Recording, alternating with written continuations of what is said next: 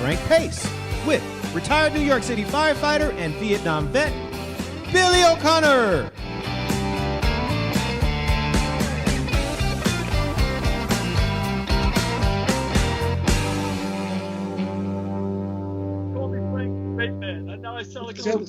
So Billy, let me ask you: do you have every bad habit known to man? Oh, I'm definitely indulged every bad habit known to man. And the good thing about me is I don't do anything half-assed. When I plunge, I usually plunge full speed ahead. Because now you're vaping. What is that? Why don't you show the audience what you're vaping? It's a little thing that you do instead of smoking, right? But I don't use it it's not in my mouth 24/7. Yeah, No, it's a high tension. Usually when I'm talking to you. There you go, deflection. And I need something to calm my nerves. And what's in that pipe? Just smoke. I don't know what the hell's in it. Yeah, I'm not a scientist. nicotine. Why is somebody asking me what's in the vaccine? I don't know. I just know I'm supposed to take it. Yeah, that's. Hey, listen, I got to tell you something. You know, I'm on a big American experience kick. I told you the other day about that New York, the 7 episodes that. Yeah. The last episode on 9/11 was the best thing I ever saw about 9/11. So if you get a chance, just watch chapter 7 if you want. But it's really, really good. Right. And you know what we talked about on our 9/11 podcast? We talked about the iron workers. Billy. You and I know what we're talking about, but the viewers don't know what we're talking about. So why don't you tell them what we're talking about? All right. There's the American Experience, PBS, has a documentary. It's 7 parts, so it's 7 hours on New York. It's just called New York. And the guy, Ken Burns, who did the Civil War, his brother, apparently, Ray Burns, did this one. And he's the director. But I got to tell you, I'm a New Yorker. Even if you're not a New Yorker, it's pretty much a history of the United States. It's really well done. But the 7th episode was 9/11. And one of the things they mentioned, we had talked about on our show about 9/11, we had talked about how much the ironworkers meant to us firemen. And what's his name? The great columnist for the Daily News and the Post for years and years. He's dead now. He went out with Shirley MacLaine. I just had a brain fart. Yeah, I know who you mean too. But we both know who we mean. But the others. Life. He wrote this Drinking Life. Pete Hamill? Pete Hamill. Thank you. God almighty. Pete Hamill said that he was standing at the site after the collapse, well after the collapse. And he said an iron worker walked up to a fireman and the deputy chief had said, "We cut steel. You're going to need us." And then they just swarmed down onto the site. Wow. But one of the iron workers, ironically, I thought you'd appreciate this, was Carl Furillo. Oh, yeah? The old pitcher for the Old Scoonge. What do you call him? Scoonge, that was his nickname. Scoonge, yeah, he was one of the iron workers, man. So it was really poignant. I mean, and they showed you what went in. The building itself, the World Trade Center, was being planned since 1950. Wow. Which really blew me away. I had no idea. And the amount of steel. And anyway, it's a really good show. I just urge our readers, if you want to learn about the history of the United States, even though it's New York, it goes right from the Mayflower, not the Mayflower, but coming into Henry Hudson, coming down with the Half Moon and onward from there. And it's really, really good. A really good series. I mean, I really enjoyed that a lot of it. Before we go too far, our guests today are Jensen Karp and Danielle Fishel from Boy Meets World and Girl Meets World. That promises to be an invigorating interview for sure. For sure. But let me ask you, Billy, your investment in Bitcoin, how's it going? I told you I'd bring this economy to its knees. I saw it drop 25% last week alone. Actually, I have a plan. It was my plan. I knew that if I get into this thing, it's going to die. So what I did is one night, I'll put $200 into it. It'll sink, and then I'll buy in. You know what I mean? But as long as I'm touching it, it's going to die. I mean, it's going to wilt. Yeah, so it was down 25% last week. You got a golden touch. Why don't you take another hit off your nicotine? No wonder I'm smoking. Well, I only lost $50. I mean, to me, it's a home run. I think I'm going to save the money to get in after I sink it. So far. So far, yeah, but You'll lose it. You'll lose it. Probably lose it all. Well, Frank, at least it's a lot better than betting on my picks. You know how good my football picks are. I'm a lot better off in the stock market, I think. Hey, let me ask you. You know, you were talking about gambling, and you were an inveterate gambler. Were you a card player also? I was a good card player. I was an excellent card player. We've never talked about that. What game did you play? How did you find yourself? My two best games back in the day, you know, Hold'em wasn't a big game way back when. But when I went into I had been playing poker since I was 5 or 6 years old. We used to play 2-cent poker in the street corners, you know, like we used to play for 2 cents. Oh, that poker, okay. Yeah, we used to play, you know, when I was a kid. Remember I told you the story about how I met Carl Reiner. I was playing poker, and he came out. And the same thing happened with Frankie Lyman. I don't know if you remember Frankie Lyman and the Teenagers. Sure. They were filming Rock Around the Clock in that studio. I remember him the last 4 times you asked me if I knew him. Oh, okay. Frank. Anyway, I was always a good poker player, pretty good. But when I got into the service, just like anything else, you want to learn something, you read a book about it. And even when you're talking about poker, at the time, maybe I'd go to the public library. Maybe there was 7 or 8 books on poker. The craze hadn't hit yet, you know, because Hold'em wasn't even on the horizon. Nobody played Hold'em. 7-card stud and 5-card draw was the big game, and I was really good at draw because I was deceptive, you know. Like when you deal draw, you have an edge when you're the dealer because you get to see what everybody else does, and you get to see how many cards they're going to take. So my move was, if one guy opened and another guy called, I would call and raise the pot. Like say it was, you know, we were playing like for $10 poker. So if a guy opened for 10, another guy called, I would call the 10 and raise 40. And then usually one guy would call and one guy would go out, and then I'd stand pat. Even though I had shit. If he took 3 cards, I'd stand pat. So I figured for a pair of aces or a pair of kings, and then he'd have to check to me no matter what happens, and then I'd bet the pot. Now, if he didn't improve, he'd probably go out. So that I do that as often as I could. So like every time he bet, I'd be pat. And finally, the guy say, "Look, you can't have that many fucking pat hands." And he'd call me, and I'd have shit. Right?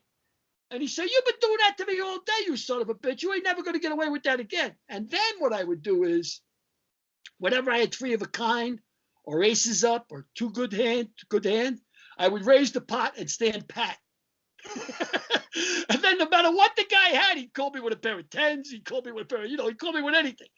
So it was just a standard move I had. And 7-card stud is an aggressive game. And I was good at that too. Because the idea in 7-card stud is you never call. You either raise or you fold. Raise or fold. It's an aggressive game. But Hold'em comes down to that last card, that the flop, you know, that the river they call it, the last thing they turn. Yeah. So why'd you stop playing? Well, you know, it's when I came back from overseas, I was playing. I was playing a lot. I was driving out to Brooklyn to go to games, and I was playing games in backs of pool rooms, and you know, I was playing a lot of shady places. But that's where the games were. Right. But then eventually, I found out, hey, I can just pick up a phone about a football game. Why am I driving in the car to Brooklyn? You know, I'm a great handicapper, and that was, of course, my inevitable downfall until I started bookmaking. All right, so I'm going to ask you another question. Are you holding a fucking computer on your knees? Are you holding it on your lap? It's on my lap, but it's on a box on top of my lap because you wanted it higher. Where's my fucking vape? I was going to ask the same Give me my thing. vape. It looks like you're on a steady cam, for God's sakes.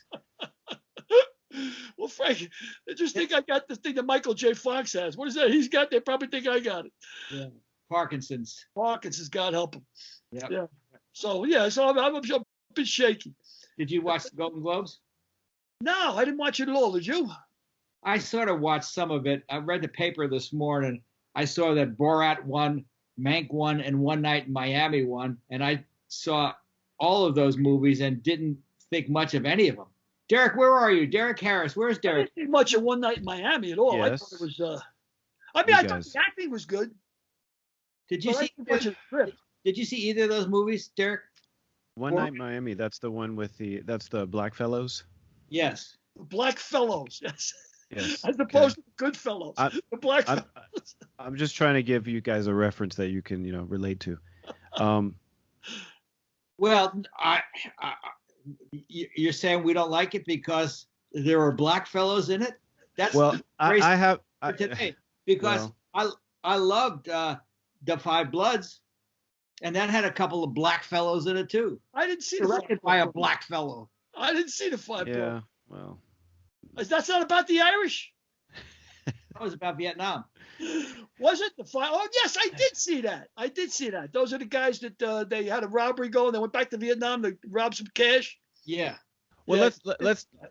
let's talk about what you liked about the Five Bloods, and just know for whatever reason my connection is intermittent. So if I don't answer, it's because I didn't hear.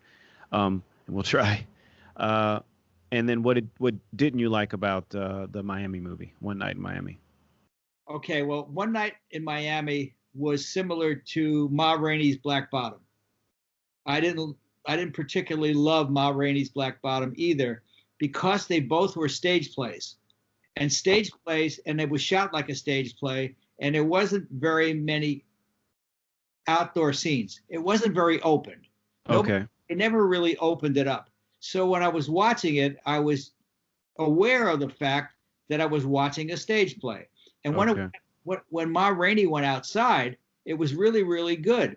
And toward the end, probably 3/4 of the way into One Night in Miami, they went outside, and then it really got good. I liked in both of those films, the performances were magnificent. Yeah, no, I thought the performances were great in One Night in Miami. And the story was pretty good in both of those films, but they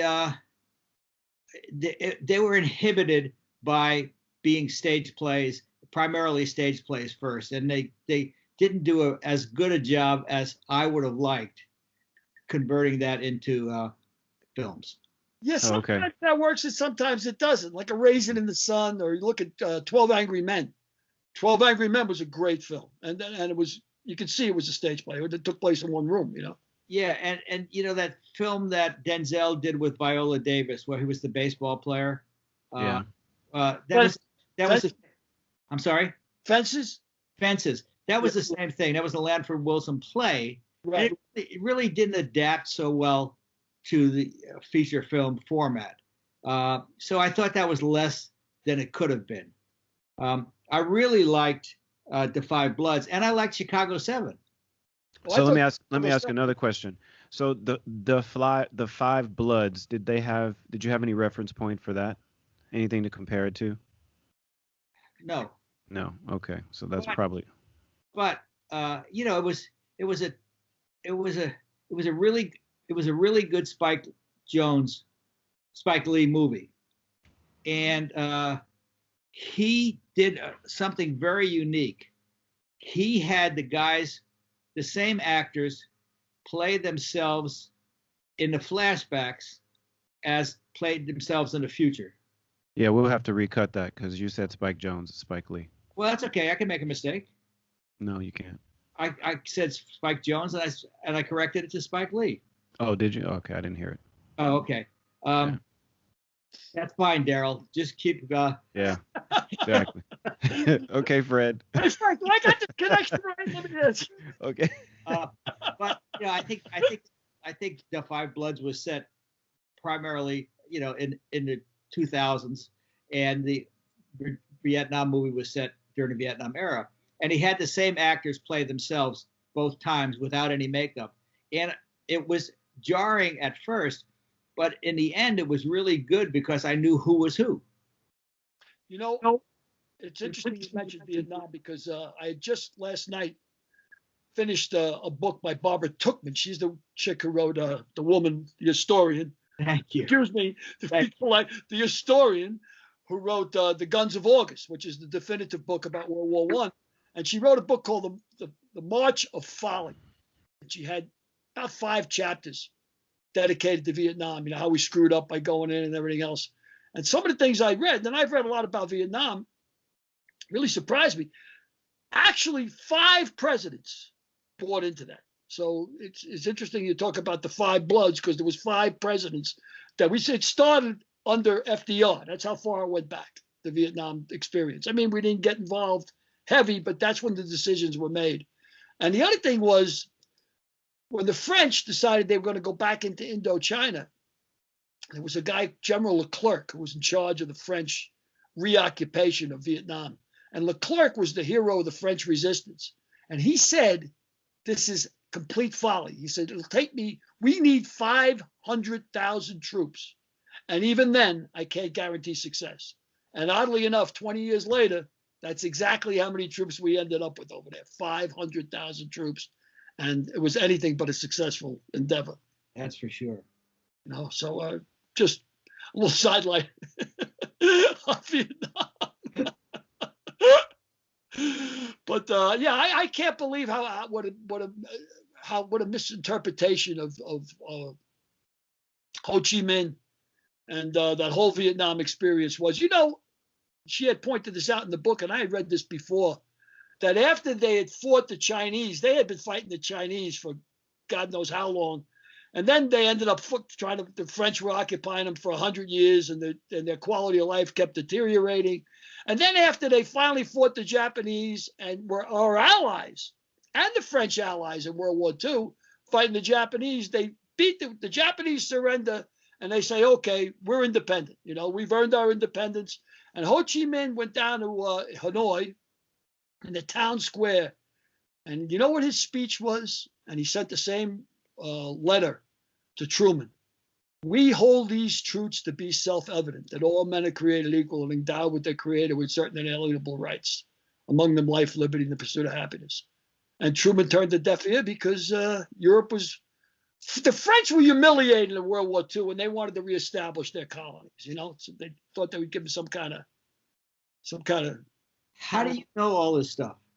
I like to read history books. How do you know all this stuff? I mean, your head must be so clogged with so much stuff. I like history. I read a lot of history. And then, that year defined my life, Frank. I mean, that year is still the most defining year of my life. I mean, I didn't see what the suffering that other people saw, but I mean, as a 19-year-old kid, and you take a guy who was never on an airplane before in his life. I mean, I was never on an airplane until I was 18. I went to basic training, and then throw him 12,000 miles away from home in the middle of the Southeast Asian jungle. I mean, that year defined my life. So I read a lot about Vietnam because pretty much to find out what the hell was that all about. How did we do that? Why did we do that? Yeah. Well, speaking of 19-year-olds that made it, why don't we bring on our two guests, Danielle Fishel and Jensen Karp, and talk to them a little bit about how they made it. Yeah. I'm anxious to talk to both of them. They both seem like really interesting people, both of them. Well, we'll find out. Yeah, we will. Okay, guys, they're up. Jensen. I knew you'd be wearing a hat. Nice. Oh, Indian hats are good, and those are going to be out of style soon. I know. So nice to see you, Danielle. Nice to see you, Jensen. How's it Nice going? to see you, Frank. This is my friend Billy O'Connor, and where's Derek? Pop up on the screen, Derek, so they can see you. Hello. Hi, Billy. Hi, Derek. Hi, guys. Hello, guys. Nice to meet you. Real pleasure. Nice to meet you. So we got so many questions. We actually should have done this in 2 interviews. I couldn't get Jensen without asking Danielle, and I couldn't get Danielle without asking Jensen. So we got you both at the same time. I know. He's much more interesting than I am, so I expect most of the questions to be for him. She's America's sweetheart. See, Jensen, you got a con already. That's good. That's the one you landed. She thinks you're more interesting than she is. It really is. She has Patty Hearst syndrome at this point with me. She's cool with her captor.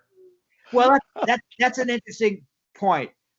Danielle, can you talk about what it was like to have the paparazzi look at everything and every place you went and every place you what was it like to be America's sweetheart? Well, the good news is when Boy Meets World was on the air, I didn't really have to deal with too much paparazzi. Boy Meets World wasn't as incredibly popular as you may think it is. And I think it's become more popular over the years. So while Boy Meets World was on, I got to live a very anonymous life for the most part. It was really great. I actually went back to my regular school every week that we were on hiatus. So our hiatus week started on a Friday, and I would go back to Calabasas High School, which is where I met Jensen. Jensen and I met in high school.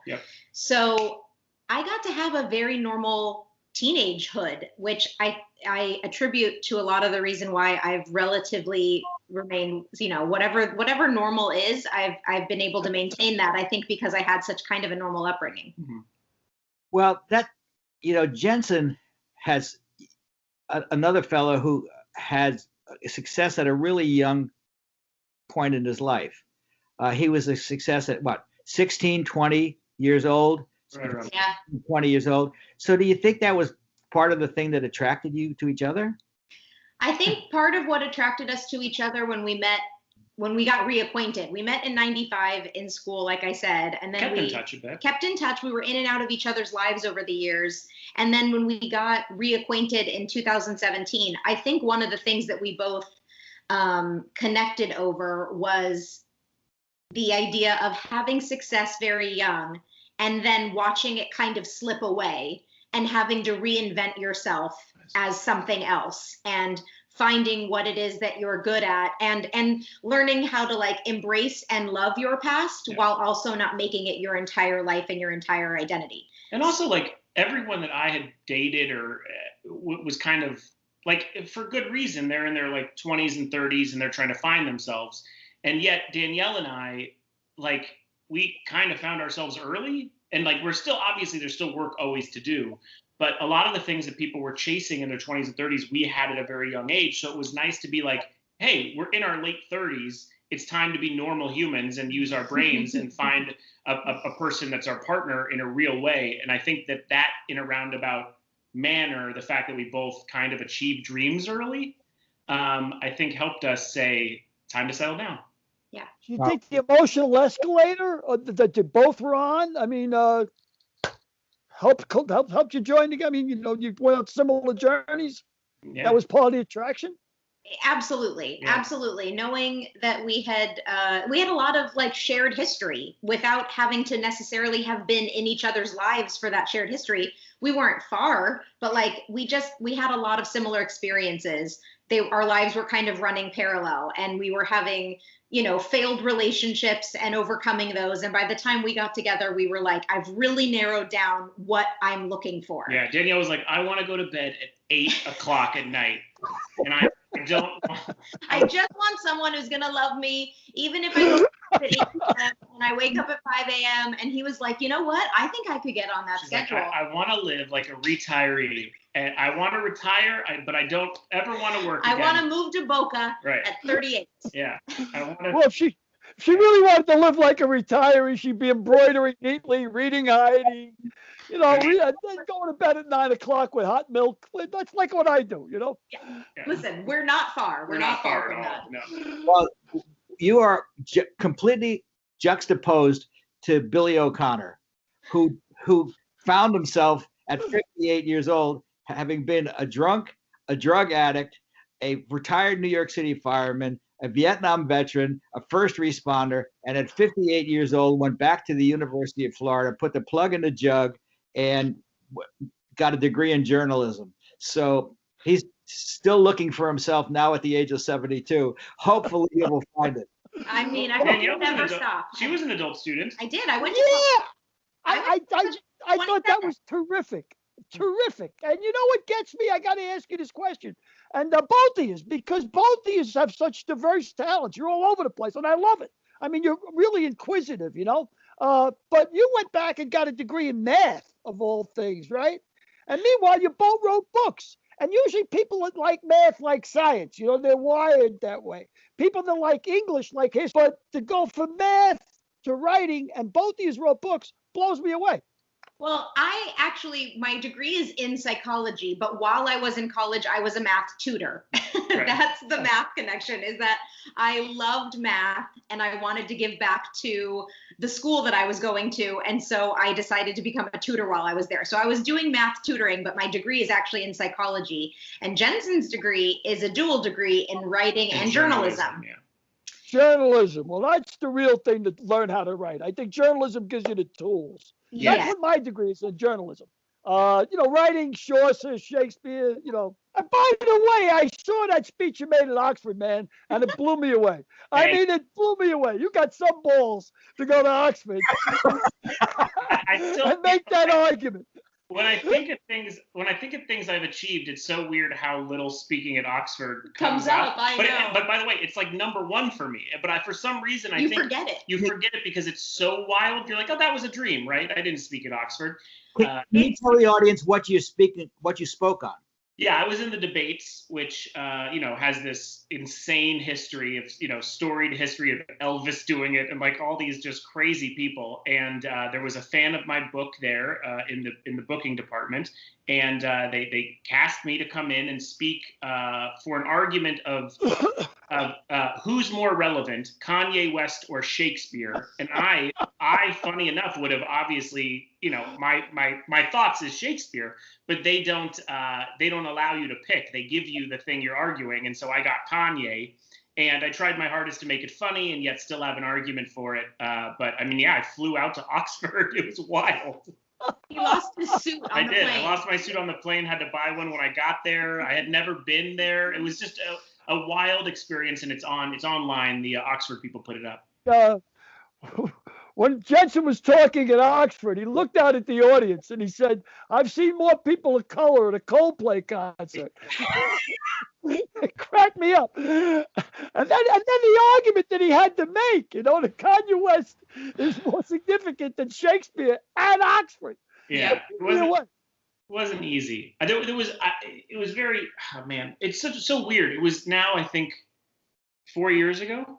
Yeah, almost 4 years. Almost 4 years ago, and even just the discussion of rap music and race and all these things, it was been pivoting every year. And so when I went out there, and it's still, it's even worse now to have a bunch of white guys talking about the significance of Kanye West. But I was like, I think I was the only one who brought it up in my discussion, but I was like, it's worth noting that it's very white in here. This is a true milk station. And so I at least got it out of the way, and I felt like I brought up something that was the elephant in the room. So let me ask you if you can tell our audience a little bit about who you are and who Hot Carl is, and what Hot Carl was, what you were doing as Hot Carl at Oxford. Yeah, I as a kid, despite the fact that I don't look at your natural, normal battle rapper, I was a champion battle rapper here in Los Angeles, and I went under a bunch of names as a kid, and then I entered a radio contest here in Los Angeles back when people cared about the radio. And I competed in this battle every day where I would go up against 3 or 4 different people. And I started winning them in kind of a grandiose fashion. And I looked up and I had won for 46 days or something like that. And the record before me was 10. And it became a bit of a phenomenon here, at least in West Coast hip hop. And I walked off that radio station and signed $1 million record deal with Jimmy Iovine at 19 years old, and recorded an album. Oh, and I picked the stupid name Hot Carl in this. I don't know why. The guy on off the top of my head, he just goes, "What's your name?" I go, "It was the dumbest thing I've ever said." and my name isn't Carl. I have no reason to say that. And so, Jimmy Iovine gives me this record deal, and I record an album with DJ Quick and Fabulous and Redman and Maya and all these names from the late 90s, early 2000s. And I become kind of this weird industry story. I mean, you've heard 100 of them, but like very strange, where the album doesn't come out, and I was supposed to be this big blown up famous guy, and instead I'm sort of a hip hop nerd trivia question. And so since then, I've become a bit of a historian about hip hop. I know everything about it. I lived it, obviously.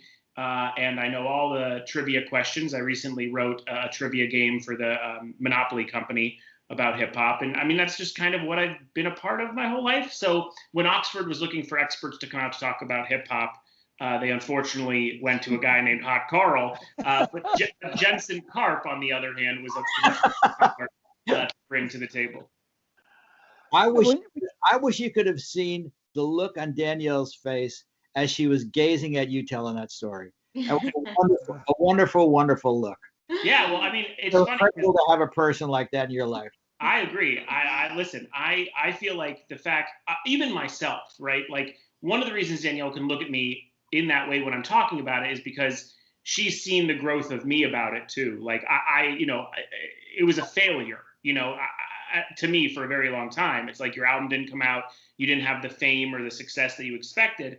And over the years, through therapy and really starting to understand myself and face, the things that at one time hurt me, now it's just become part of my journey. I wrote a book called Kanye West Owes Me $300, which is just about that journey that I've been on and the whole story from childhood on.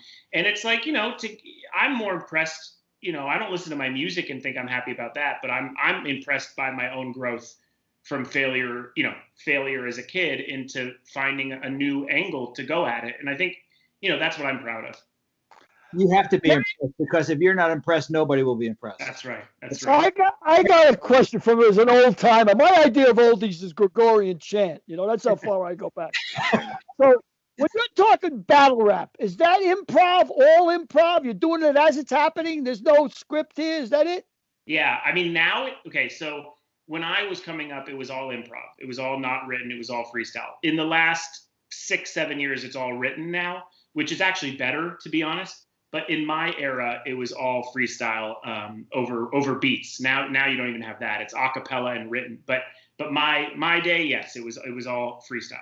So we're going to bounce back and forth between Danielle and Jensen, because Billy and my mind works sideways. We don't work linear. We're just whatever pops into our head, whatever this conversation. When it works at all. When it works at all. So Danielle, you were on Boy Meets World. Yeah. You were not one of the original cast members, were you? No, I was not. I joined on the 4th or 5th episode of the first season, and it was really only supposed to be 1, maybe 2 episodes. And I auditioned for it and didn't get a call back. I auditioned for Topanga, didn't get a call back, but then the next day got an audition for the same show, Boy Meets World, the same episode, but just a different character. And this character had like 2 or 3 lines at the very end of the show. And I booked that job. And that was like your first TV audition. No, because I'd already done Full House. Okay, but still very minimal. It was very early. Yeah. I had only been acting for a total of 2 years, and I had mostly done just commercials. And then I had done 2 episodes of Full House, and that was really it. And so I got that role, the role that had 2 or 3 lines at the end of the episode. I don't even know if the character had a name. And I showed up on the set, and I got to work, and I saw the girl that they had cast as Topanga.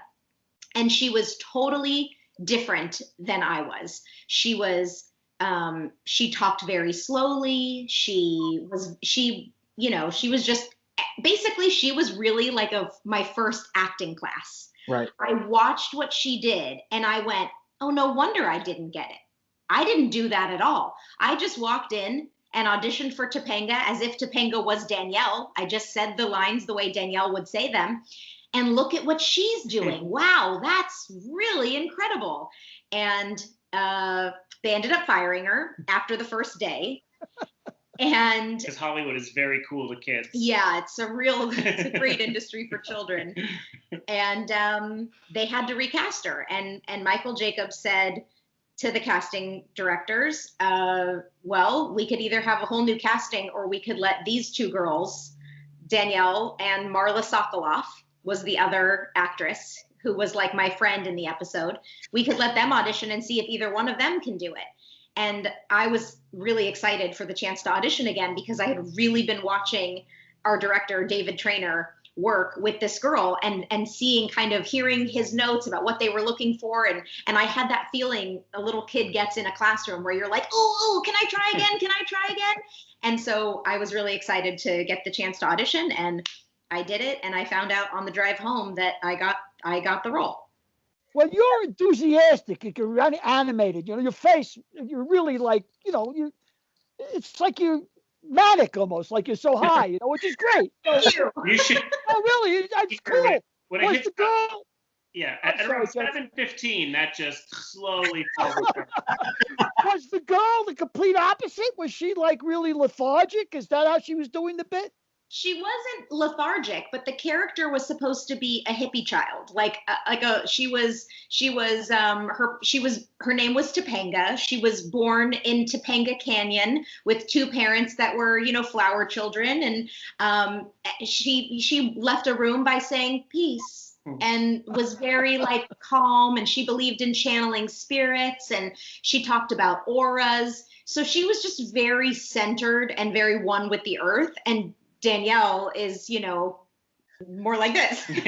She's from Orange County, which is the opposite of that. She sounded like my first wife. She broke her leg. I had to shoot her. Married to a horse?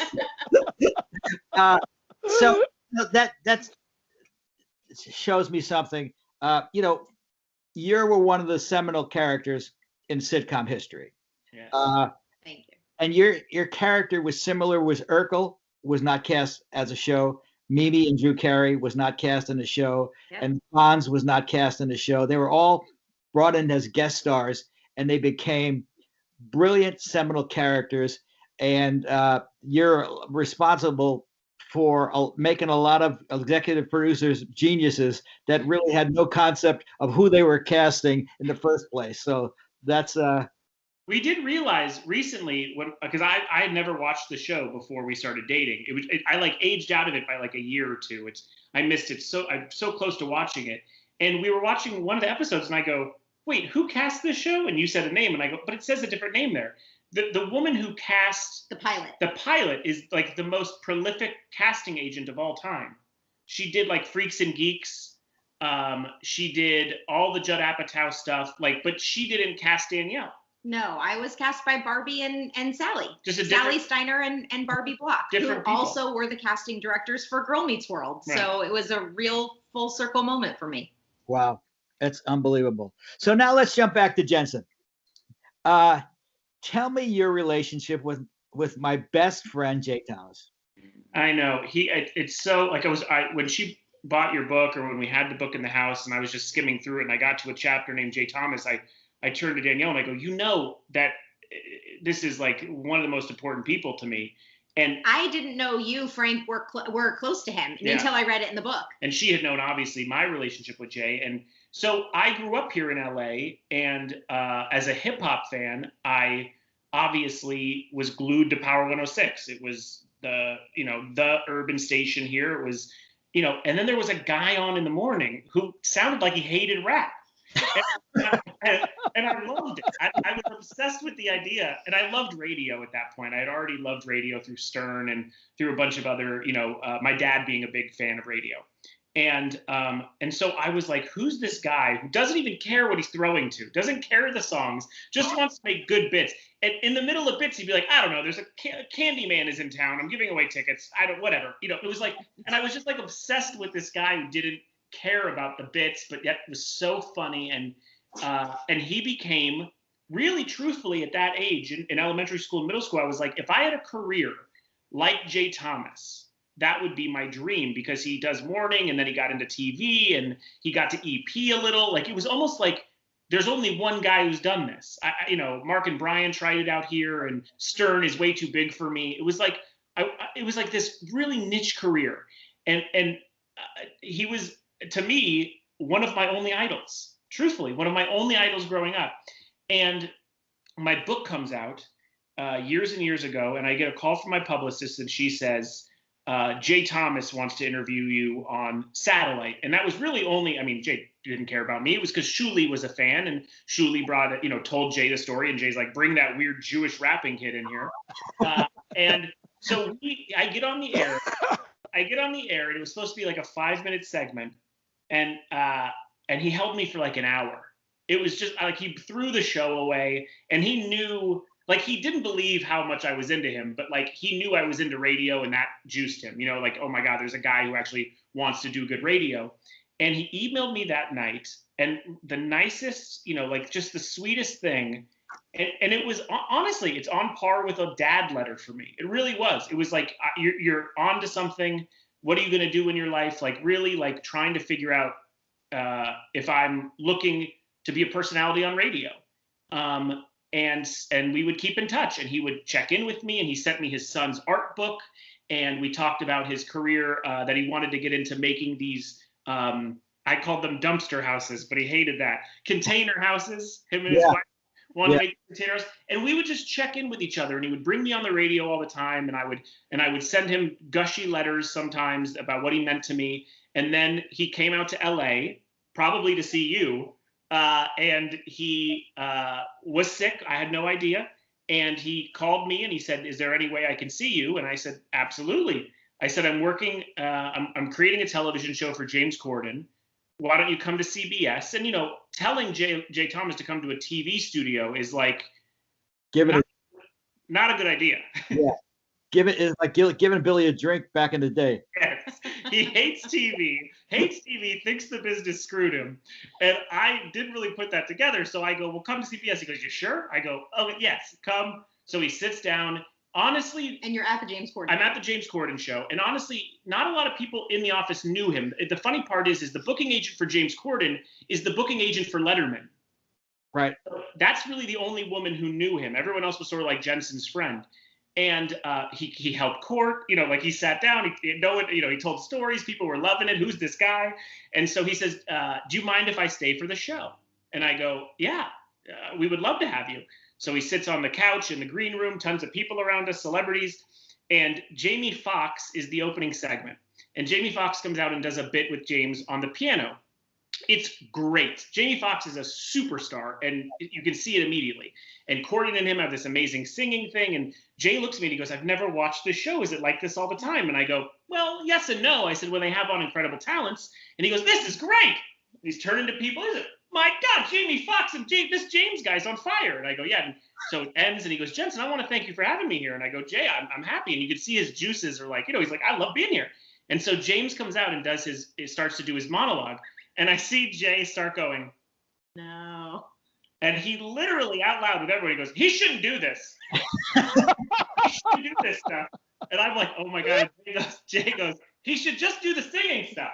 He's not a comedian." And he's yelling it in the room.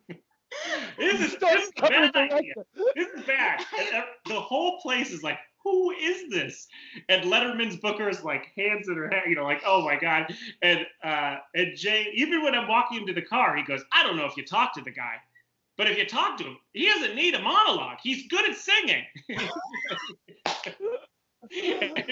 I honestly got the best. I mean, it was like, and then he was gone a couple months later, and it was just the fact that he was in my life, Frank, is insane.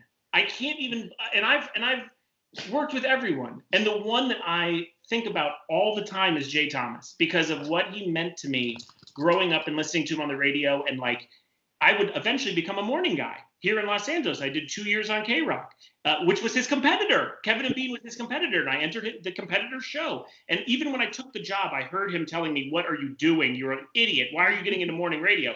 And Danielle knows how many times in my career on radio, especially, I've went, "Well, if it wasn't for Jay Thomas, I wouldn't even have wanted this job." And I mean, that's it. Well, Howard Stern pointed to Jay and said Jay was the motivation for his act, because Jay was the original shock jock. Yeah.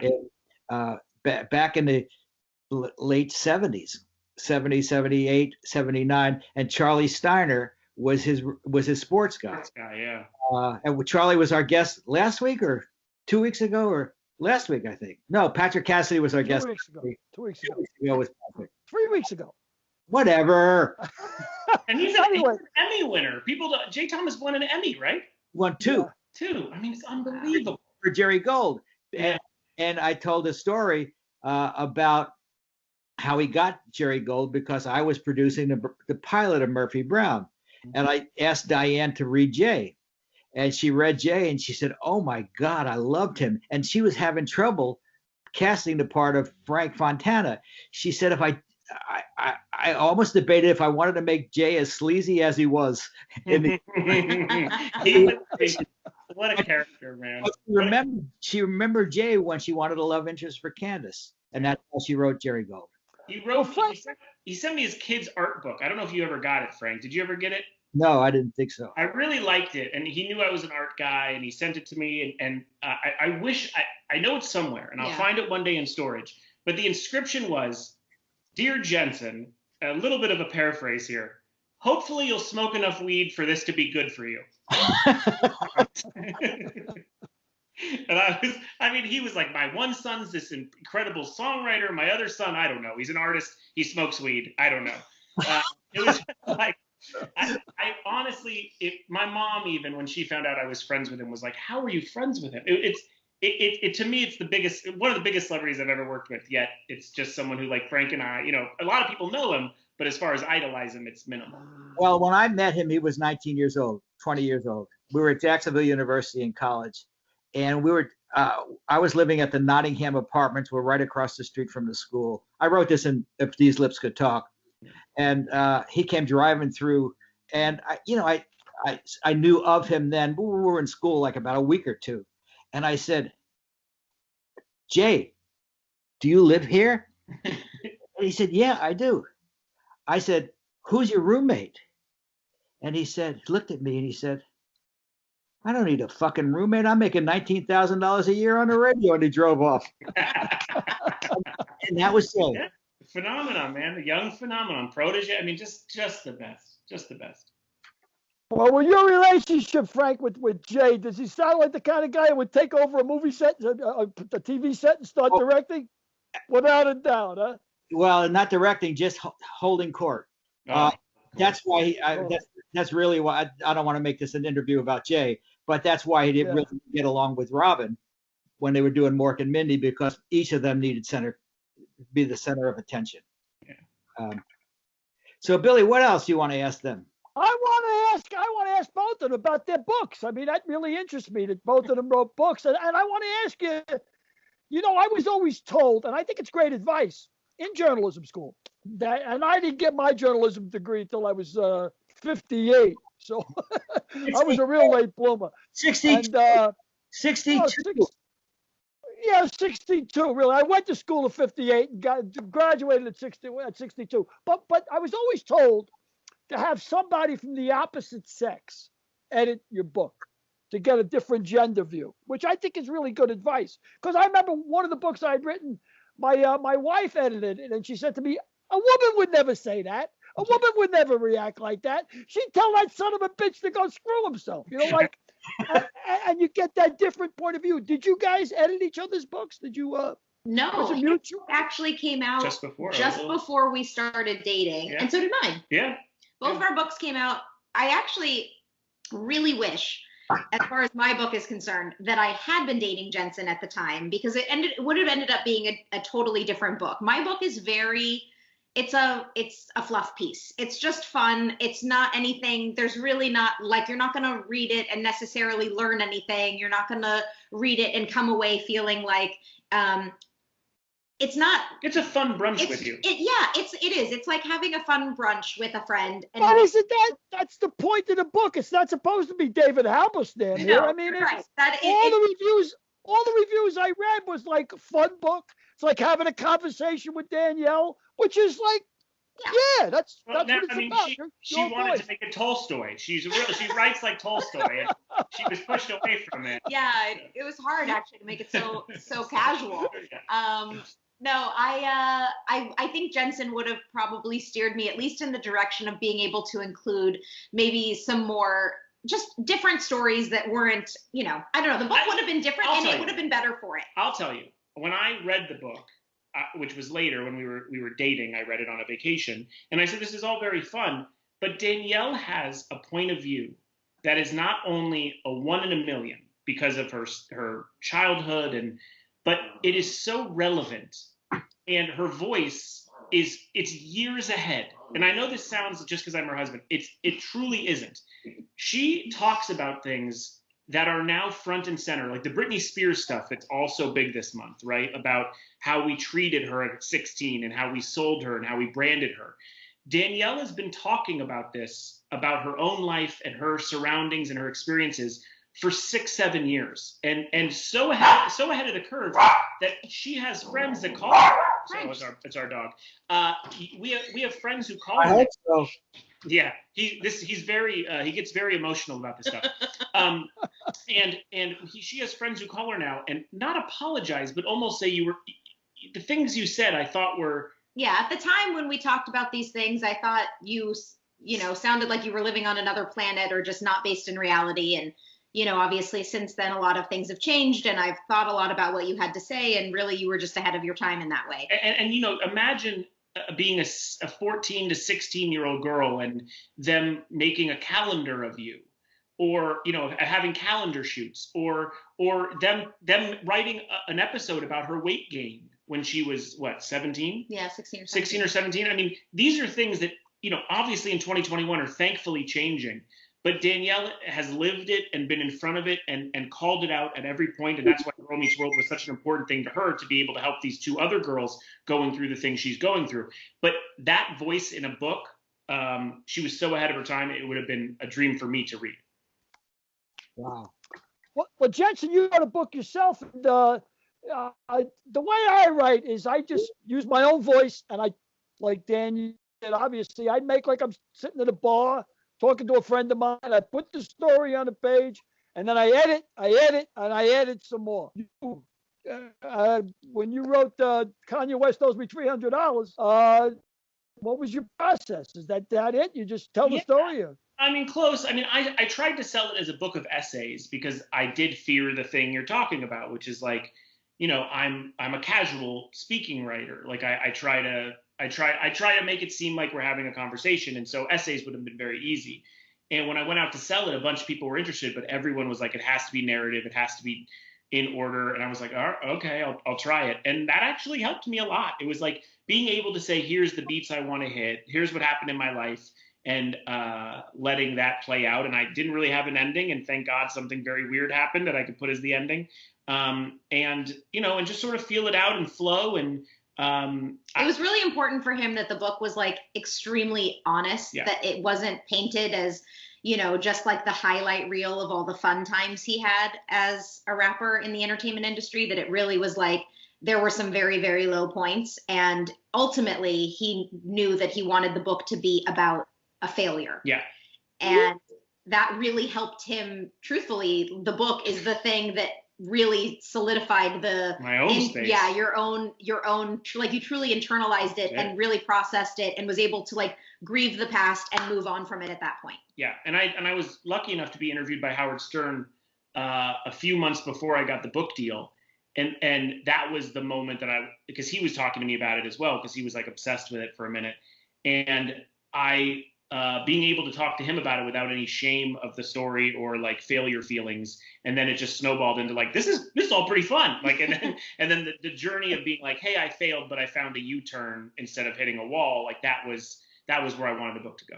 Wow, Danielle, why don't you tell us a little bit about the Boy Meets World experience and the things you went through with the cast, and then the reboot of Girl Meets World 20 years later.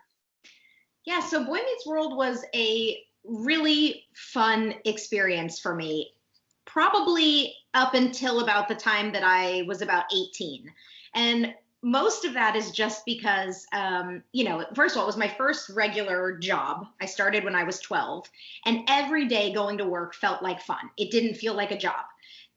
Every day there was something fun and there was something exciting to do, and I loved the entire process. And then by the time I got to be 18 years old, and teenage years are hard for everybody, no matter who you are, you start to get this feeling of like, what am I going to do next? And is this really what I still want to be doing? By the time the 7th season of the show came around, I was ready for the show to be done.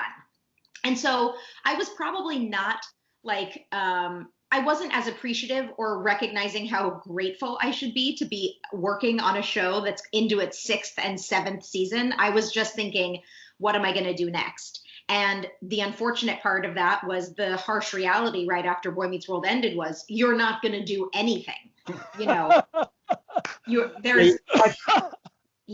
it was very hard. And in order to go against typecasting, everything I was offered was stuff that was, you know, what we see a lot of now, which is like going against the Disney typecasting. And it was stuff I didn't want to do.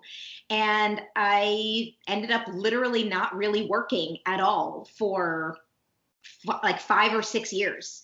And luckily my parents were really good with my money, and my dad had invested for me. I had bought a townhouse, so I had a place to live. I had money, but I was living off of savings.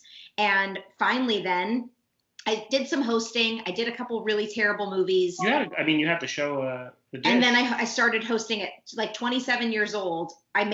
There were 2 big decisions that I made. One was to get into hosting, and I started hosting The Dish for the Style Network, which was like the sister show to The Soup. And it was so much fun, and I loved that job. I also made the decision that there had to be something else out there I could do as a plan B that wasn't going to be in the entertainment industry that I would love just as much as the things I had done in the entertainment industry. So I was like, that's it, I'm going to school. And that's when I decided then at 27 to go back to school. And I pretty quickly realized that I wanted to study psychology. So that's what I started studying. So the whole time I was hosting The Dish, the 3 years I hosted that show, I went to school full time. It's crazy. And then I started hosting a show for MSN, finished my degree, and then was going to get my master's degree, was accepted to Chapman University, was going to be a marriage and family therapist, got my acceptance letter from Chapman University. And then Michael Jacobs called and said, guess what? We're going back. We're doing it again. And that's before like reboots were a thing. Yeah, Girl Meets World was truthfully like the first reboot. Yeah. Yes, it was. And so I was like, wait, what? What are you talking about? Explain this to me. How is it going to work? And Michael, you know, Michael had in his mind already, he knew what every character was going to do. If this character is going to do this, and this character is going to do this, and then this character is going to happen this, and then Sean is going to come back, and he's going to end up marrying, you know, Maya's not going to have a dad, and he's going to marry Maya's mother, and like he already knew exactly what was going to happen over all the seasons of the show, regardless of how that all ended up changing. And I remember that the very first thing I said to him was, if we are doing this show with a young girl as the lead in the Corey character, I just want you to promise me that the relationships, the romantic relationships, are not going to be the focal point of her show the same way Topanga was for Corey. I don't want there to be a boy that is the Topanga to Corey. I want her to have her friends be her main interest, and you know, her career and school and all those things. I don't want romantic relationships involved. And he assured me that you know, wasn't going to be the case. And then it was really what the pilot was about. So Michael would say anything at any time to close a deal. yeah. Yeah. Hey, before you continue, Derek, I can't see anybody but Billy. I'm sure everything's fine in the room where you're recording this, but I can't see anybody but Billy. So know that. So when Girl Meets World came about, first of all, how was your relationship with Ben and Ryder and all the cast on Girl Meets World, and then on Boy Meets World, and then go later on with Rowan and Sabrina on Girl Meets World? Yeah. Well, we had, over the years, similarly to the way Jensen and I were in and out of each other's lives since high school, the Boy Meets World cast was no different. There would be times where we would get together, you know, Ben, Ryder, and I, and Will would, you know, get together for dinners occasionally. And sometimes someone would be able to show up, or, you know, sometimes it was just 2 or 3 of us. Sometimes it was all of us. We were all in and out of each other's lives. And knowing I was going back to Boy Meets World and was going to be working with Ben, my first thought was, this is going to be so much fun. It's going to be exactly like the way it felt going back to, you know, doing Boy Meets World. It's going to be exactly the same thing. We're older, we're professionals. We're going to be, you know, responsible. We get to be these, we're going to be these like examples for these kids that are the same age we were when we started. Like, I had all these really lofty ideas. Also, something that's important to know, when you are a working teenager and you work around a lot of adults, it's very easy to idolize them and think that they are infallible. and to think that they would never lie to you, and to think that they have all the answers, and to think that they always have your best interest in mind. Well, yeah, one day you're auditioning and the next day you're on television Right. and you're 11. I mean, it's like that person is God, right? Well, and that person maybe has a tendency to tell you how much they have your best interest in mind, and I would never do anything to steer you wrong. And, that is the relationship I had remembered with all of the people in positions of power that I worked with from Boy Meets World. And so going back to that, I had no reason to think that Girl Meets World was going to be any different. I just thought, this is going to be great. I love all these people. This is going to be really fun. And then it's not that it wasn't fun. There were times that it was fun, but I don't think the environment was, I had been out of the entertainment industry for a long time, other than hosting. I had not been on a set as an actor in a long time. And I was now coming into it with a very mature, Hey, I mean, 30-something-year-old eyes. yeah, I was a mid 30-year-old woman, and I was coming into it, and suddenly I saw the environment being on the set, and it just wasn't, there were a lot of things that it left to be desired, and I didn't hesitate to speak up. I wanted to protect the kids as much as I could. I wanted to protect our crew as much as we could. I wanted to protect myself as much as I could. And I saw that there were just, there were a lot of politics that went on. And I probably did not make a lot of friends on that show because I didn't keep my mouth shut. I really said a lot of things, and I would fight for what I wanted. And at the end of the day, I would recognize I don't have the power to change this situation. I can only do everything that I could possibly do in my power. And if it still doesn't work out, at least I can't look back and say, well, I didn't do enough. I tried. And you always did enough because, two of the people that were always fighting, and I want to say with Michael, were you and me. Yeah. Yeah. Well, Danielle, I got to really say the insight of what you just said about being young and idolizing people that are older than you and always thinking that they know what they're talking about. That's how I ended up in Vietnam. Yeah. That same attitude. They're young kids, 18, 19. That's who goes, because they look at the people making the decisions and say, well, they must know what they're doing. Yeah. But I got to tell you, I admire your attitude, because when I was reading about your work with Children's Hospital, you made a comment that really blew me away. And you said it was selfish of you to work with Children's Hospital because how good it makes you feel. Yeah.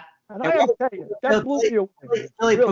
Billy, before you go on, why don't you mention why she was working with Children's Hospital and give our audience some background, what you know. Well, why don't I let Danielle tell us why she was working with Children's Hospital? Hey, you're learning. Yeah, you see, it's not about me, Frank. It's selfish of us to say it to you. No, but it really blew me away, and I just want to tell you how much I admired that statement, because it was really insightful. And please tell us why. Thank you. Well, Jensen and I have a lot of things that we together are proud of, but our number one pride and joy is our son that we share, named Adler. And 20 months when we're doing this. Yeah, he's 20 months now.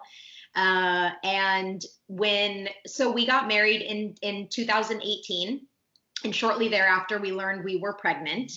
And I had looked forward to this moment my entire life. I am a very type A, controlling. I have a plan. I had a full plan and everything about the way I thought my pregnancy was going to go, and my birth plan.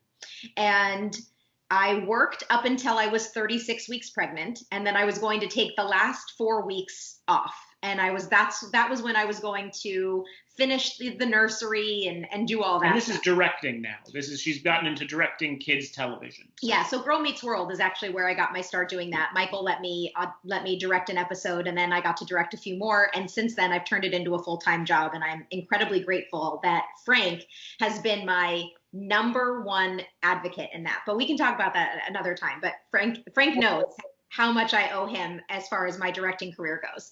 But so I was directing, and I was just shy of 36 weeks. And it was a Thursday night, and I had a live studio audience taping the next day of Raven's Home, which was the show I was directing at the time. And I came home from work that night, and it was the premiere of Holy Moly on ABC. I'll never forget.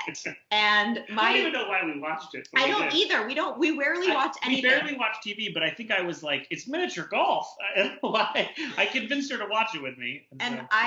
I was dealing with like pregnancy swelling, which I hadn't really had. My ankles were so swollen that day.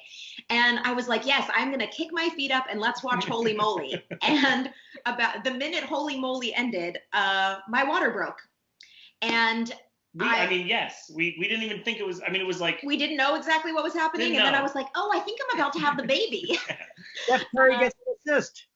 Yeah, my first phone call was the camera coordinator. My very first call was the camera coordinator. Yeah. And I said, Linda, a wonderful, wonderful woman who's now an extremely successful director herself, Linda Tarek.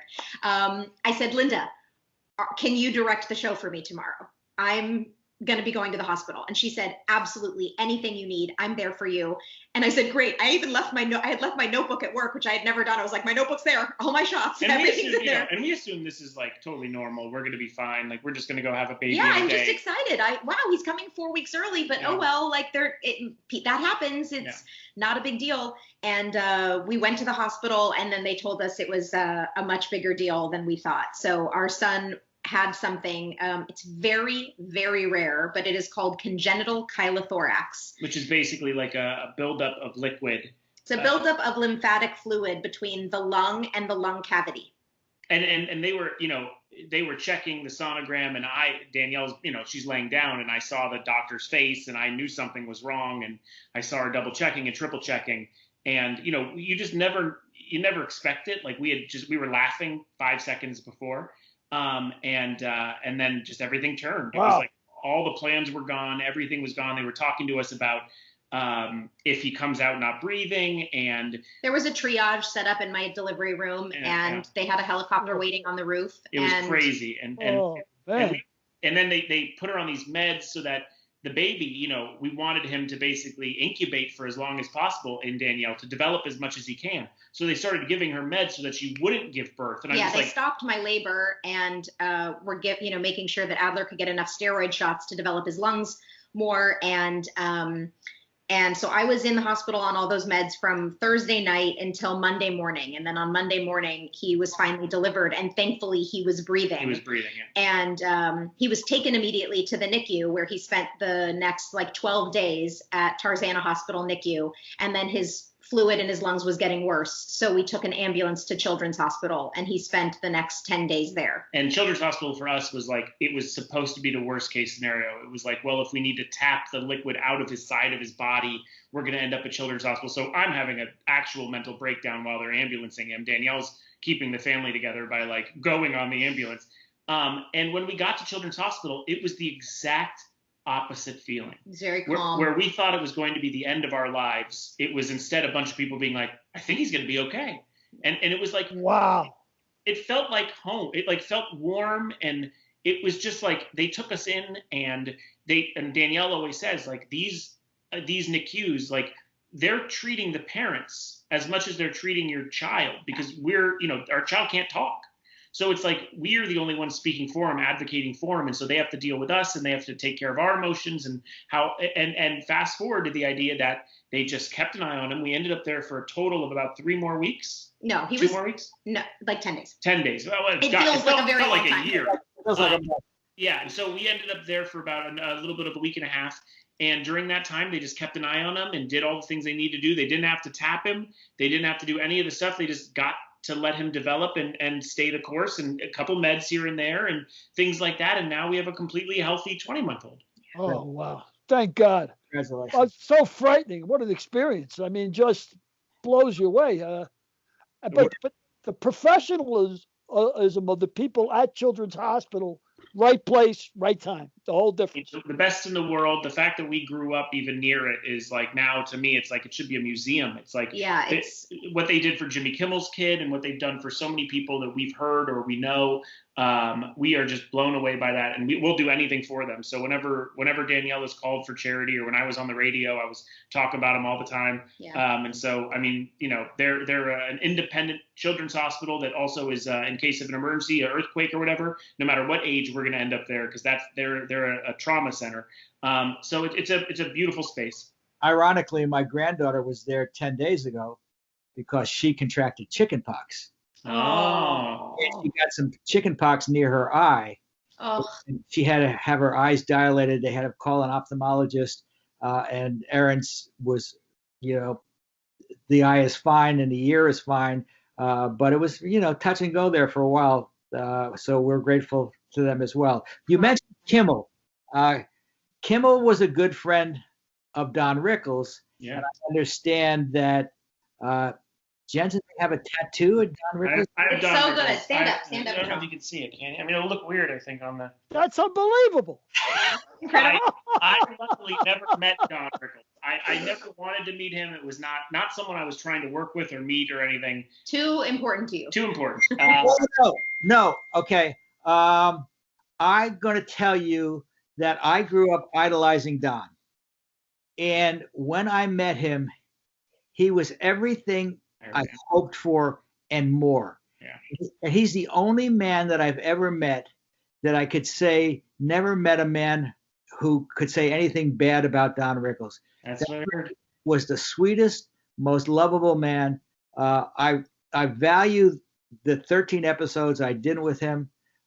He was just a great, great human being, and you couldn't have better two idols than Don Rickles and Jay Thomas. Let me tell you. I know, those were two of my biggies, man. And the crazy part too is, like, we had mutual friends. Either Kimmel, I wouldn't say Kimmel's a friend. He's a guy I've worked with, but like John Mayer is a friend, and he's very close with Rickles. And Bob Saget obviously is a friend of Danielle's and was very close to Don. And so I got to see him perform, unfortunately a little too late in life, so I didn't see the sharpest Don.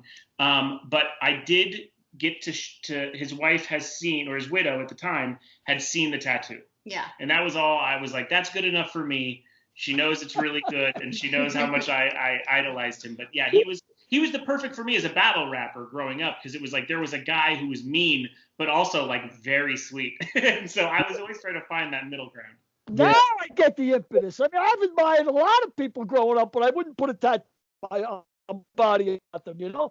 I was wondering what the impetus was. So the idea of being critical, highly critical, still funny and sweet, that's the link. That's why. Because I would say such terrible things to people on stage. I mean, my entire career was about making people cry, basically.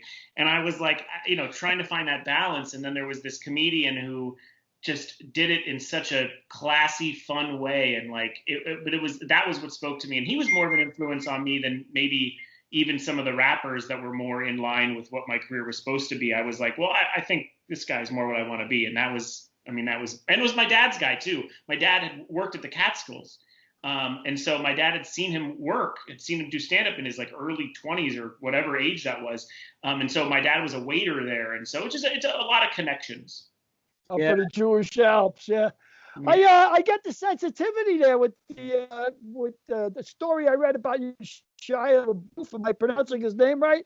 But you had offended him, and you felt bad about offending him. I did. Nowadays, it's not so good to feel any sort of empathy for him because things have sort of turned out very poorly for him. But there was a time when he was doing a press tour, which had a bit of looking for forgiveness. He was kind of a dirtbag, and I had done something to make fun of him very publicly. And it made more press than his original idea. And so I apologized to him there, and he cried, which was amazing. And it was this great feeling. Unfortunately, I think he's a bit of a master manipulator. And so I don't look at that as importantly as I did at one time. But it was I look at it as something I needed to do. So I know that my life has changed since I made fun of him, and I don't do those kind of things as much anymore. So it felt good, even if the subject of it doesn't deserve that. I felt good for myself to at least to have that connection. We talked about Danielle's directing. Danielle, tell us what you like about directing and how you got so good at it so soon. Thank you. I like a lot of things about directing. I am a very logical person, and having to, the coming up with the shots and the organization of breaking down a script, all of that is, in line with me loving math. All of that is the stuff I really like. But there's also the other side of it that's the really creative part and getting good performances out of people. And it's that to me is way more fun than acting. Like getting other people to act in the way that the network and the executives want, that to me is really fun. Working with kids, it has to be up there. Number one is working with kids. Yeah. Working with, I pretty much exclusively direct children's TV as of right now. And the fact that I get to work with people who were my same age when I started, and I get to basically kind of teach them like acting 101 and entertainment 101. And my hope, of course, is that I am a positive, warm, welcome environment for them to feel like they are able to be themselves and they're able to learn and they're able to thrive without, yelling or being too harsh. Like, I think all kids, we're making TV. We're not, it should be fun. And unfortunately, too many sets just don't have that feeling. And what other situation, are you able to bring someone in who actually has been in the shoes of the young women so much? And I'm sure Frank has, yelled about this in his life numerous times, but so much of her industry, I learned quickly when we started dating, is older white men who have been doing this since the 80s. And the fact that they've been directing young females for decades and not allowed an actual woman into the space to actually speak directly to the stars is problematic. And so Danielle and a lot of really great female directors have broken through in the last 2 years and found themselves in kids TV. And I think the industry is better for it. Could you make an argument that not only is being a child actor helpful in being a director of children, but almost a prerequisite? I wouldn't say a prerequisite exactly, but boy, is it ever extremely helpful. There's a shorthand between me and the actor that if you haven't been a child actor, you just couldn't understand. And I know what it feels like to have the pressure on their shoulders and to also have a life outside of this that they're focused on, and school tutors, and those, and their tutors and their friends back home and the boy they have a crush on, and also the politics of being on a set and who's getting along with who and whose parents are fighting with who. Like, there's a lot of stuff on a child actor's plate, and the fact that I can really understand it and speak to that, I think helps me a lot, because there's already a built-in trust between me and the cast. And that's why people like Fred Savage, who's had a great career for decades in directing, but honestly, it was a lot of females. Ron Howard, obviously, but then now you and Christine Lincoln and a bunch of people, and Sherry Appleby. Yep. People are starting to find themselves, which is great, child actors directing. Well, the big thing about Danielle is, of course, she knows where the jokes are. But she was also trained, I would believe, by Joel Zwick, who was our camera guy, our director. He would be in a studio at 6 a.m. to block cameras, and he always did his homework. Even at the age of 75 years old, Joe was the most prepared camera director I've ever seen. And usually you get one person that's good at directing cameras, one person that's good at directing actors, but very few that are good at directing both. And Danielle showed that she has been very good at directing both. So thank you. But yeah, Joel was the very first person I ever shadowed.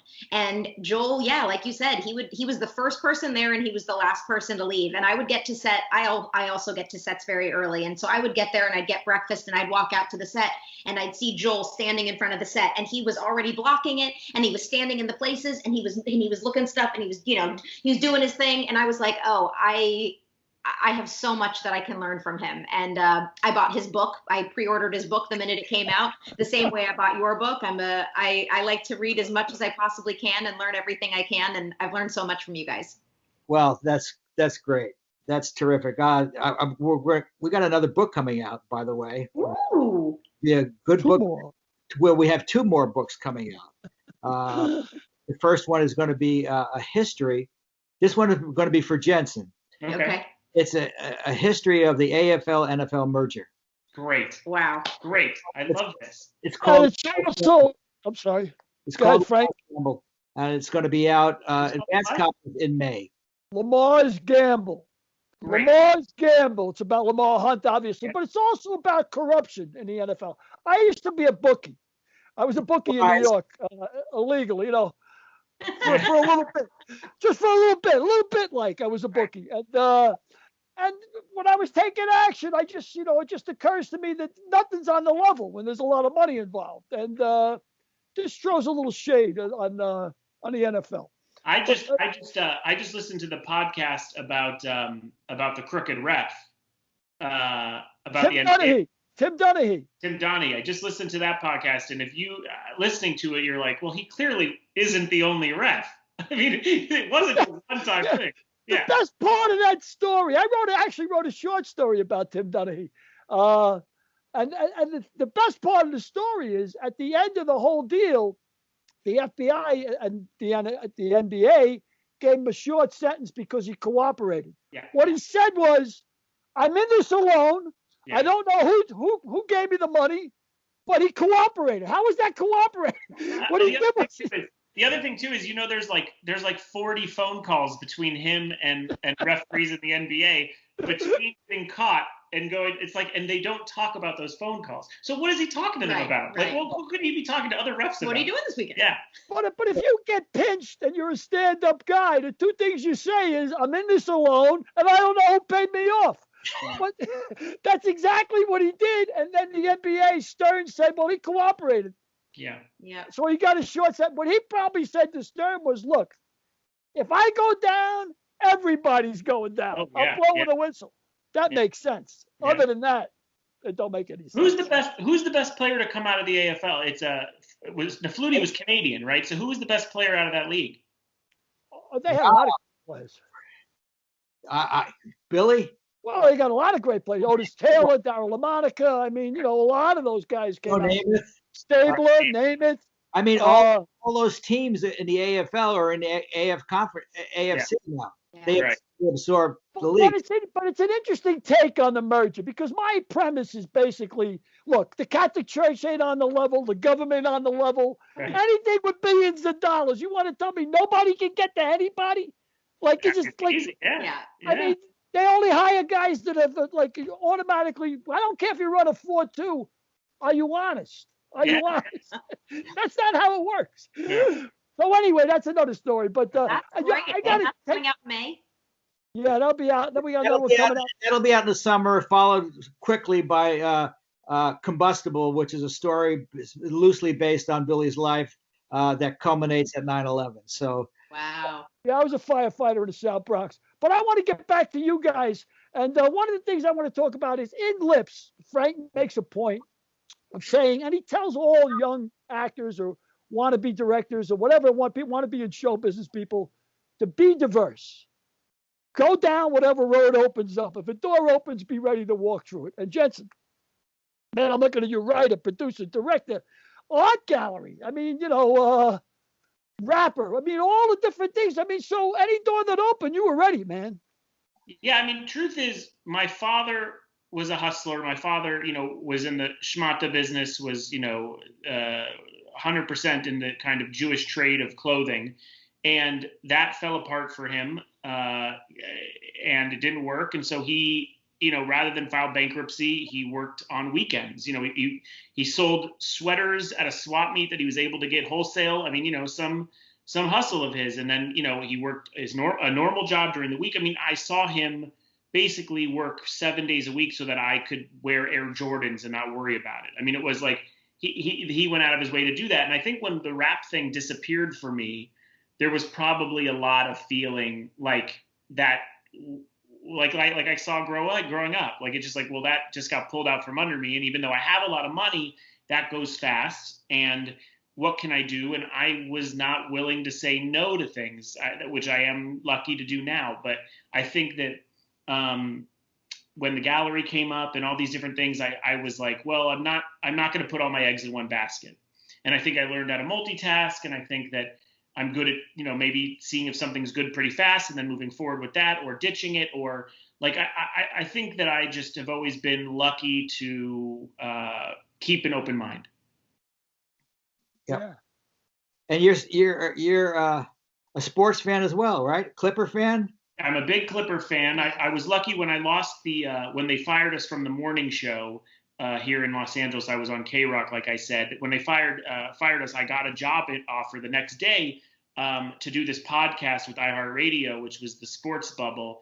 And it was the week of the NBA shutdown. They asked me to start interviewing athletes about what they're going to do during the break, which now is an obsolete thing. They're all playing. But for about 3 months, I got to talk to athletes when they were home and not knowing what they were going to do. And it's like, I've always loved sports, but having a job where I got to research, watch things again, and like all these things that I mean, it was such a fun, and the life of a radio guy. I'm sure Jay was ready at any moment to maybe get into sports radio. I mean, it's like you have to know everything in case you get the call.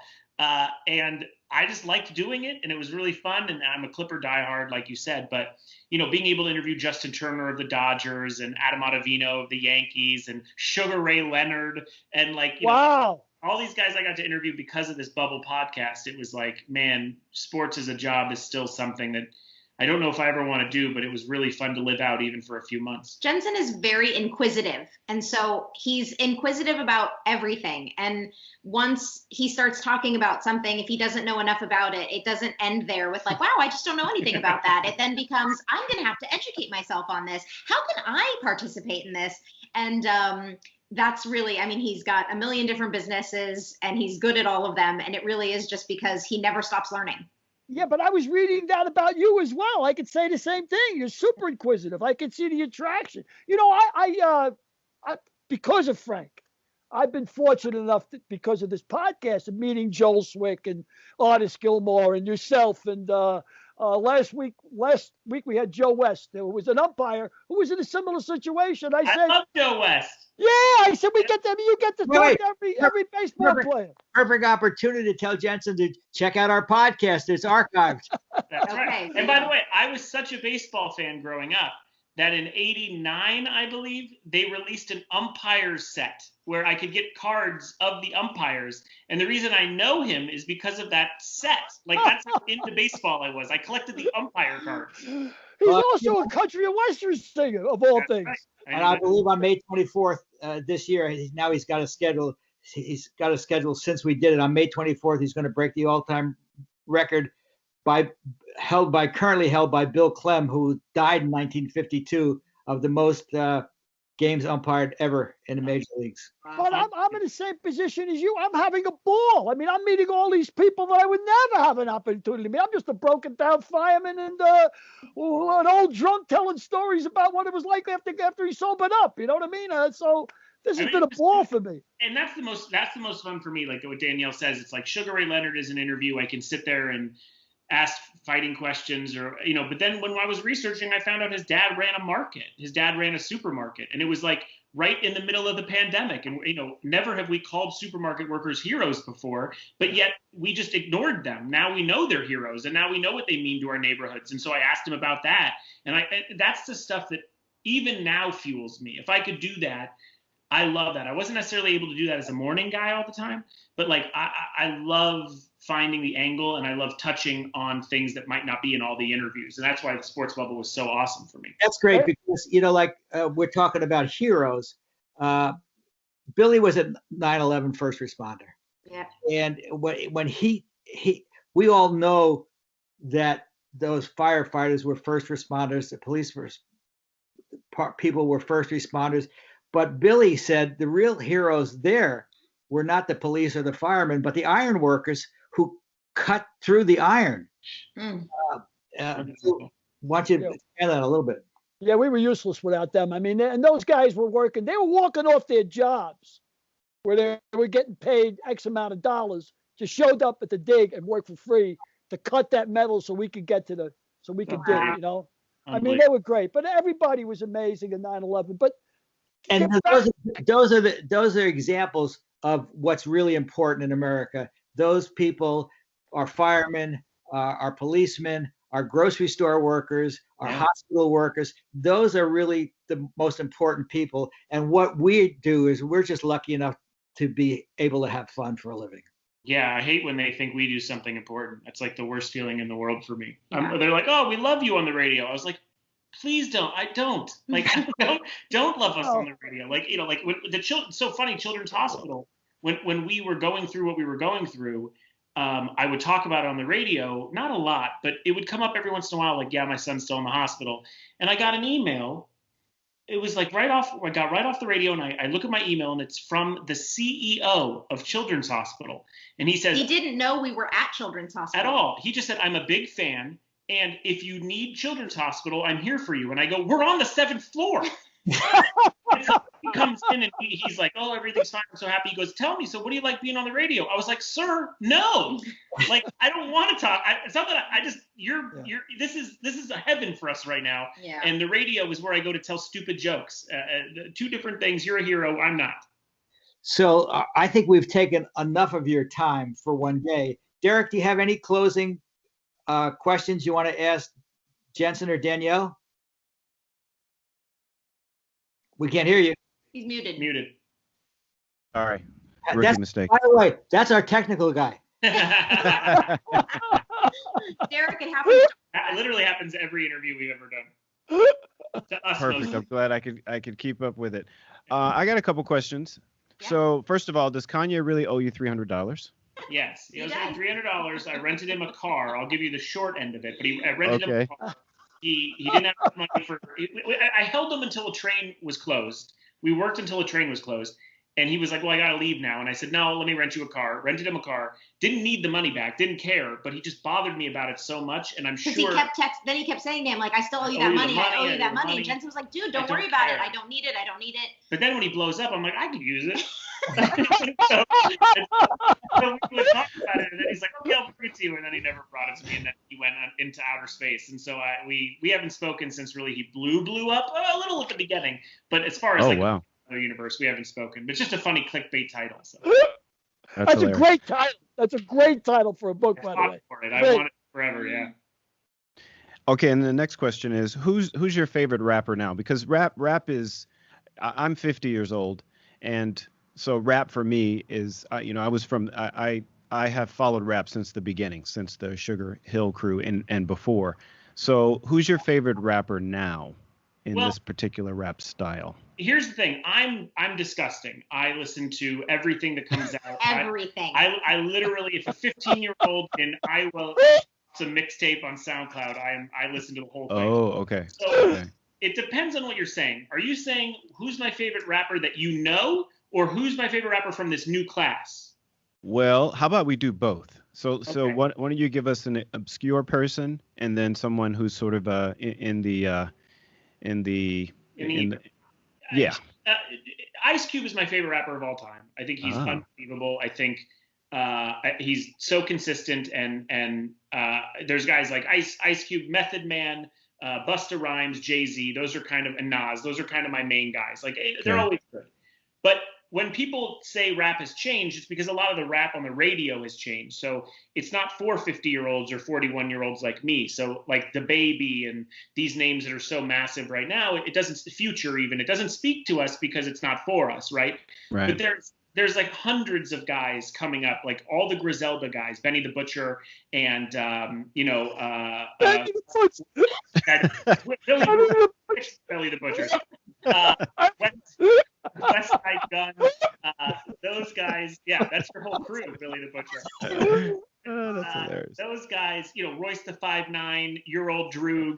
There's an entire scene of rappers that are young, but yet are influenced by what we liked. It's just you have to go a little further to find them. But those are all great names. Benny the Butcher, I think, put out the best album of the year last year. And despite the fact that he sounds like he could have been Billy's henchman, he's still very good. We had a lawyer in the Bronx. He was named Never Worry Murray. Call Never Worry Murray.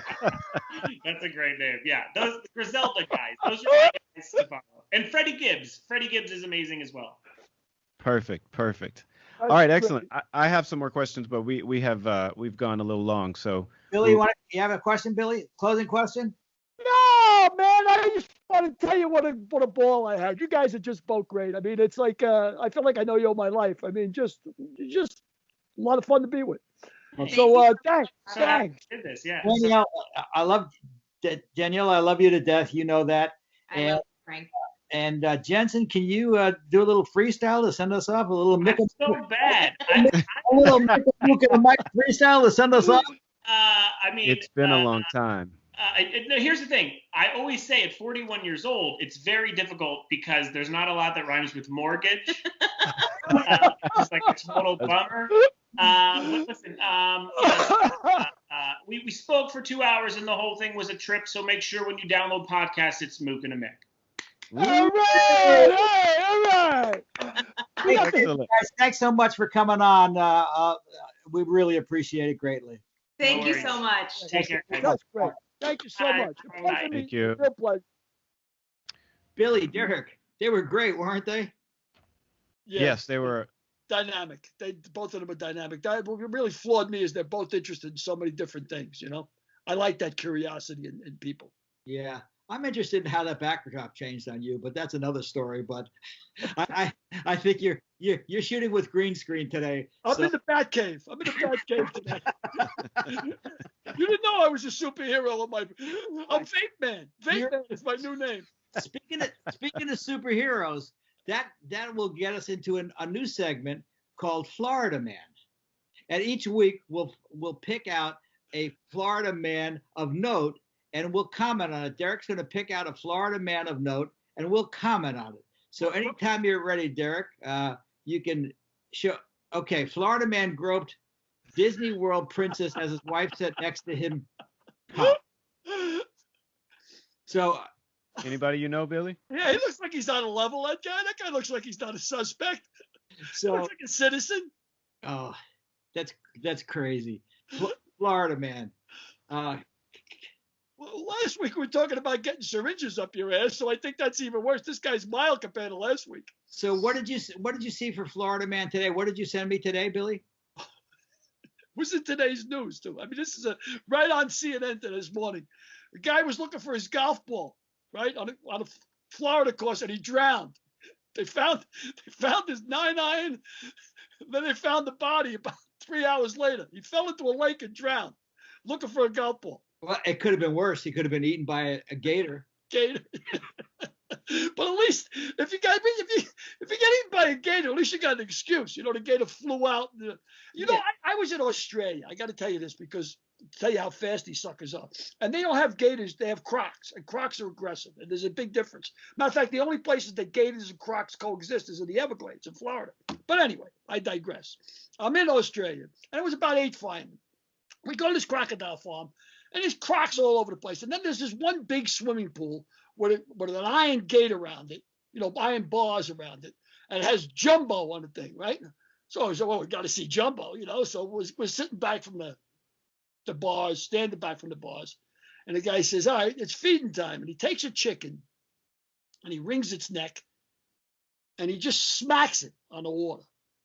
And I swear to God, Frank, these 2 eyes come out of the water.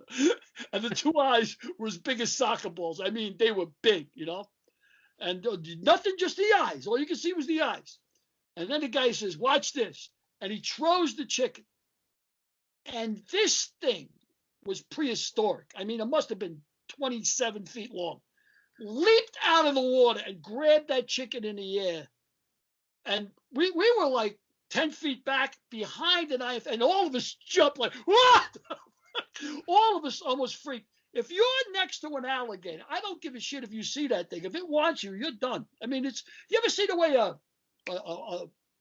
salamander or a newt eats a bug? Like an eyeballs over something goes, boop, and that's exactly the way they move. I mean, they just, whoop, you're done. You have no shot. No shot. So that gave new meaning. That Australia trip gave new meaning to wringing out the chicken, huh?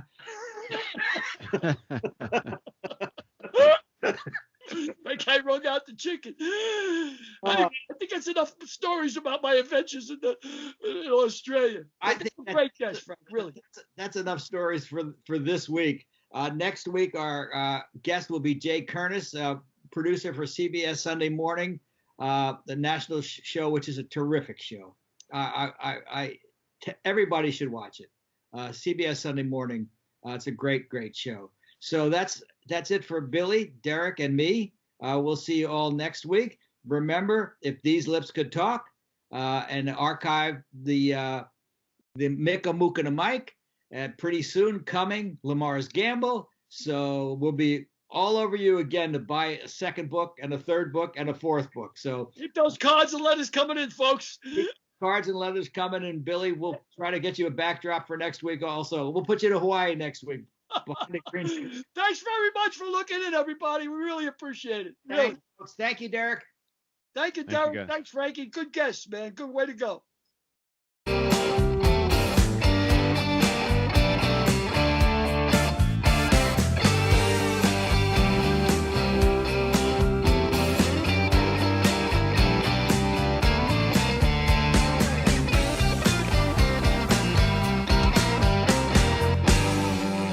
We'll see you next week.